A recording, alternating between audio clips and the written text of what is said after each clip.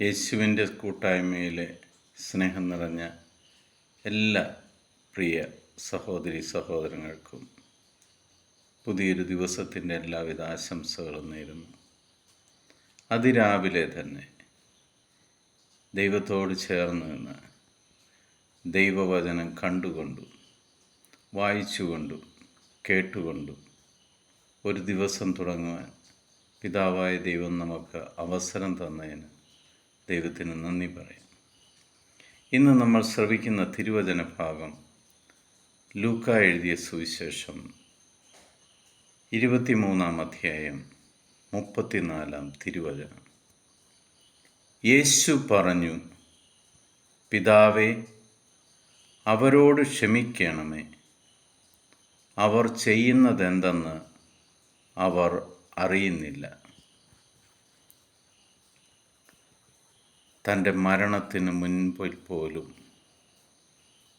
താൻ കുരിശിൽ പോകുന്നു എന്ന് അറിഞ്ഞിട്ട് പോലും ഈശോ തന്നെ ദ്രോഹിക്കുന്നവരോട്, തന്നെ കൊല്ലാൻ ഇറങ്ങിപ്പുറപ്പെട്ടിരിക്കുന്നവരോട് ക്ഷമിക്കുന്ന സ്നേഹം കാണിക്കുകയാണ്. പിതാവായ ദൈവത്തോട് പറയുകയാണ്, അവരെന്താണ് ചെയ്യുന്നതെന്ന് അവരറിയുന്നില്ല പിതാവേ, അവരോട് നീ ക്ഷമിക്കണമേ എന്ന്. മരണം പോകുന്നതിന് മുൻപ്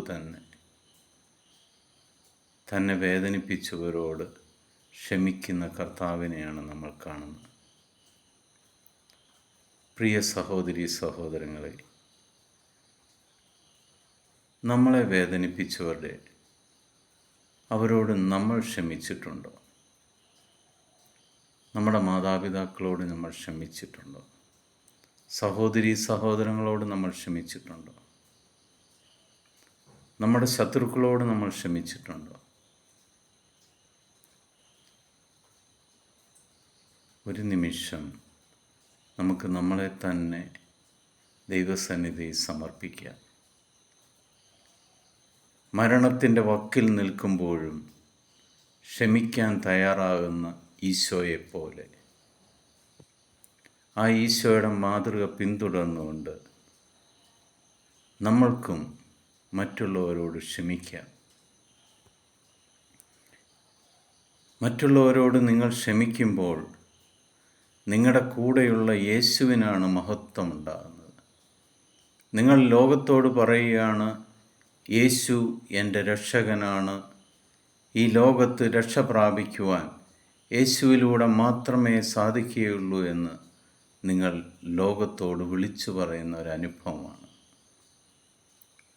പിതാവായ ദൈവത്തിൻ്റെയും പുത്രനായ യേശു ക്രിസ്തുവിൻ്റെയും പരിശുദ്ധാത്മാവിൻ്റെയും കൃപയും അനുഗ്രഹവും സമാധാനവും എപ്പോഴും നിങ്ങളുടെ കൂടെ ഉണ്ടായിരിക്കട്ടെ.